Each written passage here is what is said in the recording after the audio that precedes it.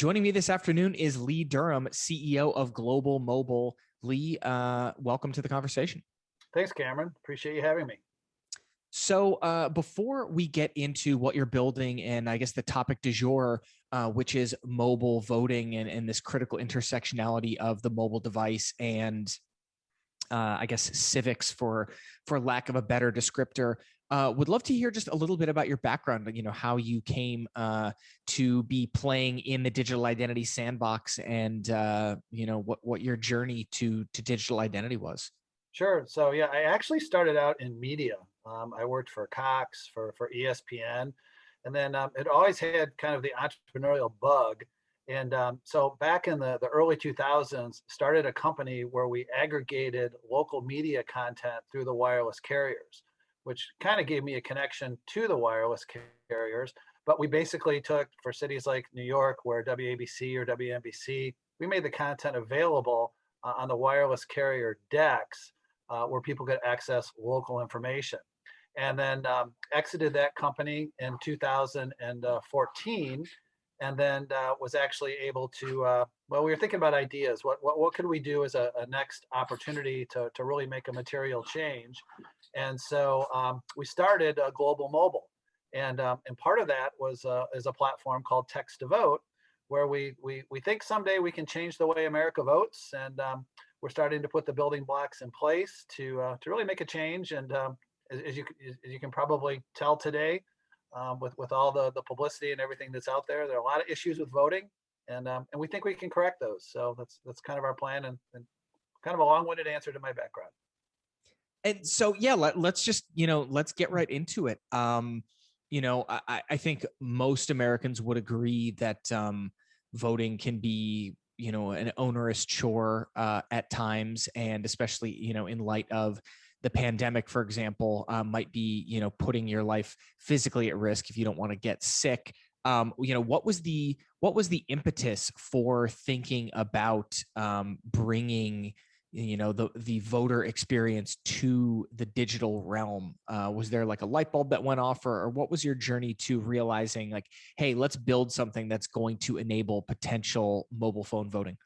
I think it is, it's smartphones. And so we identified, obviously, that with people using smartphones for pretty much everything that they do today, there's really a void, and it really doesn't make sense why people can't vote on their smartphones. So we did a couple things. We solidified our brands, Text to Vote, and we use text because we're able to capture identity and information from the wireless carriers. And then we also filed and have had issued several patents around matching up voter identity from the wireless carriers with entities data. So that would be the Secretary of State information on the voter registration database that we match up with the wireless carriers. But I think the trigger, and again, with our background and having the platforms we had before with local media content, we really believe that we could bring elections to smartphones. And I think, as you pointed out correctly, are people going to want to wait in line for 2 or 3 hours to vote when they can do it safely and securely on their smartphone? We don't think so, and we think that this isn't a matter of if, it's just when. And but it's a process, and it's an education process. But the voters are going to push it; they're going to demand it. The politicians are going to listen, and I think when that happens, you're going to have the reality of voting on your smartphone someday. And let's, I guess, unpack some of the challenges around that, as it were. I think, putting my my critic's hat on, there's people who are going to say immediately, this isn't secure. You're making a mockery of, the sanctity of the ballot by letting someone vote from a mobile device in such a flippant way. What do you say? What's your strongest line of argument against the naysayers who think that this is, by definition, because it involves technology and mobile devices, like an inherently compromised form of voting? So what we've done is we've identified it in 2 different areas of focus. One is actually verifying the voter, and then other would be the device. So in verifying the voter, as I mentioned, we use a process where somebody would register on the Secretary of State site And once they do that, they would create a PIN that they would use when they vote. Now, the benefit to our platform is we're able to capture that phone number, and we can match that up, as I mentioned earlier, with Secretary of State information to verify that voter is who he or she says that she is. And so we think the voter validation part of this we have is very strong. And again, you can't do that with an app. You can't do that just with mobile web. But text allows us to be able to validate that voter. And an important part, I mean, we use the brand text to vote because of the simplicity for the voter. So it's as simple as texting in your county or your local jurisdiction to vote, which is our brand, and then you're able to start the process. And then the other part of this is actually using the device and making sure that's as secure as possible. So we partnered up with a company called Dispersive Networks. And Dispersive Networks is a, I don't want to use this phrase, but it's a military grade encryption company. And very high level, what they do is once the ballot goes from the phone to the jurisdiction, we break it up and send it along multiple paths. So it might be through Amazon, Microsoft, the wireless carriers, but it's broken up in a whole bunch of pieces. And then it comes back together when it gets to the jurisdiction. So what's important about that is somebody would actually have to hack all three of those entities to get to that ballot. And our process is one vote, one phone. So it have to be done on an individual basis. And then it's also important, Cameron. So we're doing ballot marking. We're actually not doing tabulation. So what would happen is once that ballot arrives at the jurisdiction, then they would use their normal tabulating equipment from an ES&S, a Dominion, a Hart, anybody that they've contracted with, and they would do the tabulation there. So, this is all about just mitigating the risk and doing everything we can. Nothing is perfect, as you know, anything can happen. But we think that by, again, identifying the device and the voter, and then also just breaking it out where we have as much security as possible, we think we've got something. Yeah, I think that's really interesting to think about, how you are tackling this challenge. And it sounds like, we don't want to get too deep into the technology, but I take it you're applying some sophisticated technology that's allowing you to kind of fingerprint the device to your point, ensure that one phone, one vote. And beyond that, a lot of this concern around voter fraud, I think, is fundamentally flawed in its reasoning, in the sense that, look, we know who is on the voter rolls, and you're able to determine if a person has cast more than one ballot, whether it's paper ballots or whether it's digital or whether it's any other technology. This is not allowing for any phone in the country or in the world to cast a ballot. This is fundamentally still tied back to the same voter rolls that you would be checking when someone comes in person to do a paper ballot or vote on a one of these touchscreen machines. Or I live in New York City, and my old precinct, I was fortunate enough to actually get to use one of those crazy old school things that looks like a giant slot machine where you flip the tabs and pull the lever. But it's the same. You could make the argument that is basically a mobile phone when it boils down to it. Yeah, no, I think you're right. And we put some other security precautions in place. So using a short code through the wireless carriers, you can only do that in the United States. So you cannot access the actual code if you're outside the United States. And secondly, we've done some things like when you get a link back, similar to anything else you do when you access a short code, we've made that device specific. So that link will only work on the phone that you use to register to do this. And so putting that in place, you can't share the link, you can't send it to anybody. And having three-factor valid authentication allows us with the PIN, like your banking PIN, which only you know.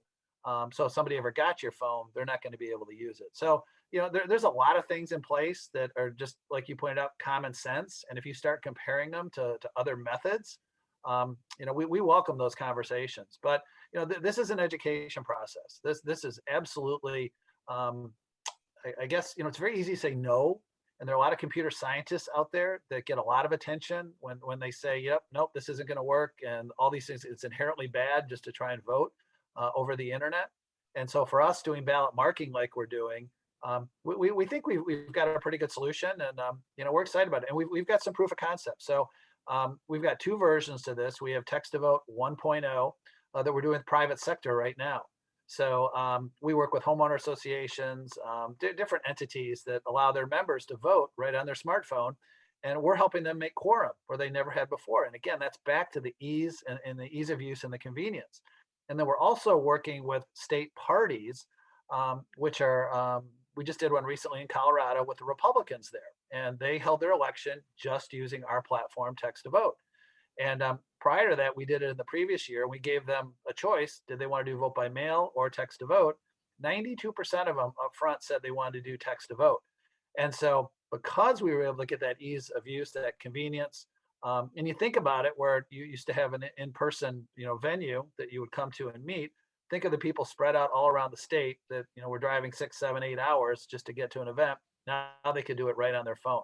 So we're getting that engagement and that participation that, again, we see as a really good sign that we're heading in the right direction with this. And then Text to Vote 2.0 will be for federal and state elections, which had the security and validation that I just mentioned before. That's fantastic. And I really think if you are in favor of, folks having access to the franchise, you should be strongly in favor of this technology. I think obviously there's, I place the concerns into two categories. There's the people who have genuine, honest concerns around making sure that these systems are secure, which I think is reasonable and patriotic to do. And then there's the folks who, their main issue with these technologies is not security related or anything like that. It's just they don't want it to be easy for folks to vote, which I think is a different ball of wax, as it were. But I think from a technology perspective, you've taken a really interesting approach to addressing that first order of concerns, which is, can we make sure that this is secure, that when you audit these results, that you can prove that, it is one person, one vote, one device, one vote, and all of that.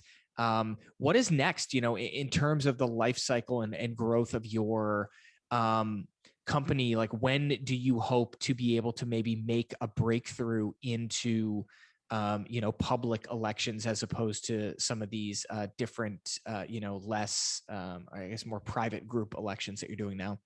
Yeah, so we're taking a very measured approach, and I think you pointed out the political realities of this. I mean, and that's what we're going to have to fight. And but let's just look at, like, there's some Republicans that are concerned about making sure that these voters are valid. And so, as part of this, we ask the voter to sign on the phone, and then we ask them to take a picture of their ID. And so having that gives people a level of comfort that this voter truly is allowed to vote and is validated. So we're dealing with the political part. But I think in terms of our growth, what's come out of this is there's a real opportunity for the disabled community to use our platform. And we break it down into three different groups. I mean, you have the physically disabled, you have the hearing impaired, and the visually impaired.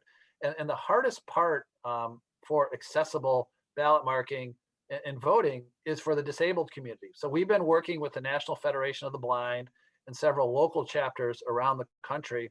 And it's very, very exciting, Cameron, what we're able to offer for a blind or low vision person, because they can't print something out, they can't take a picture of their ID, and they can't sign on the phone. But because we have that validation through the wireless carriers, we can validate who that voter is and make it available for them to actually vote. So we're getting great feedback on this. We're actually making some progress. Utah is a state. Looks like there's an opportunity to work there. We're working with the president of the NFB in Colorado, where a bill is now actually going through the legislature to make this accessible ballot marking available. But this really is, and smartphones have done so much for the blind and low vision community. And this is just another perfect example of how it could enable them to really vote the same way as everybody else. And so we're very excited about that. It's the right thing to do. It's the right time. And so we're pushing hard for that, working with the NFB out of Washington, D.C., and then several state chapters. So our first step into this will be, again, as a measured approach to be able to work with the disabled community. And then we think the younger generation is going to demand it, and the politicians are going to listen. And so that will continue to, I think, offer growth to us, and to be able to really have something where people can use the platform. Fantastic. And, I guess more thinking more concretely about those steps, like, is this something that needs to be just accepted by state level legislatures? Are there federal laws that need to be passed? Like, what are some of the more concrete steps that need to occur for this technology to actually get into the hands of voters? Is it more of a process thing, or is it an actual legal barrier that kind of needs to be overcome? It's both. So, our elections decentralized. I don't see that changing. And I think, there are laws in specific states that are going to have to be changed. There are some that can be modified for either UOCAVA, overseas voters, or potentially the disabled community.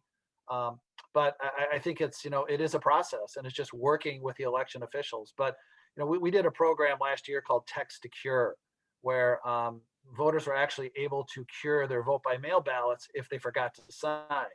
And so we did this in Colorado, Utah, Nevada, had great success with it. And again, the old fashioned way was where they would have to, mail something to somebody, hope they got the ballot back. We did it with almost an immediate response rate where people were able to cure their ballots right on their smartphone. And so we're getting engagement with that. We're getting usage. And I think as we get more smartphone usage, as it's tied to elections, we're going to see the opportunity for somebody someday to vote on their smartphone. Fantastic. Well, I certainly hope that is the case sooner rather than later. We're certainly pulling for you, and hope to check in with you again soon, and hopefully talk about some of the successes that you've had in getting this implemented, because I think it could be really, really impactful. We do too. And again, thank you. All the support we can get, we appreciate, and I appreciate it. Thank you. Fantastic. Thanks so much, Lee. We'll talk to you again soon. Thanks, Cameron.